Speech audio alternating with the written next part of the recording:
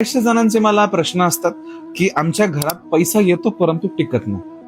पोटापुरतं भगवंत आपल्याला देत असतो, परंतु प्रत्येक माणसाची आशा अपेक्षा असते की आमचं घर, आमचा संसार, प्रपंच जे आहे ते आनंदाने फुलून राहावा व कुठल्याही प्रकारची लेकराबाळांना कमी पडू नये.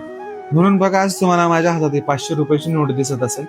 असं काही नाही का 500चीच नोट घ्यायची, धन चिलकार टिकून राहावा आणि आपल्या घरातलं लक्ष्मी वैभव जे आहे ते आपल्या अवघ्या आयुष्याच्या शेवटापर्यंत आपल्याला कामी यावं. अति नको, परंतु सर्व गरजा भागावे, यासाठी आपल्याला एक आज उपाय सांगायचा आहे.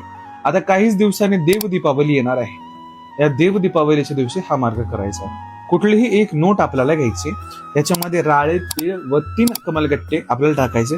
त्यानंतर ही नोट जी आहे ती फोल्ड करून घ्यायची आणि त्याच्यावरती लाल धागा जो आहे त्याने आपल्याला फेरा मारायचा आहे.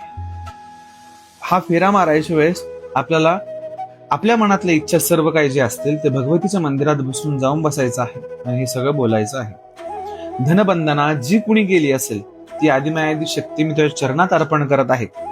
हे सर्व काही इथं खंडित होऊ द्या, असं देव दीपावलीच्या दिवशी माता भगवतीला हे पैसे जे आहेत ते बांधून अर्पण करायचे आहे. हा दक्षिणा जी आहे ती सेवेत आईसाहेबांच्या द्यायची आहे. कुठल्याही मंदिरात तुमच्या जवळ आसपास जिथं भगवतीचं मंदिर असेल तिथं हातभार लावा. असं केलंय मात्राने आपल्या चिरकाळ लक्ष्मी टिकते व त्याच सोबत आपल्या मागे येणारी जी कुलक्ष्मी असते त्याचं जे काही संकट आपल्या मागे असतं तो निघून जातो. ओम काली जय बाबा.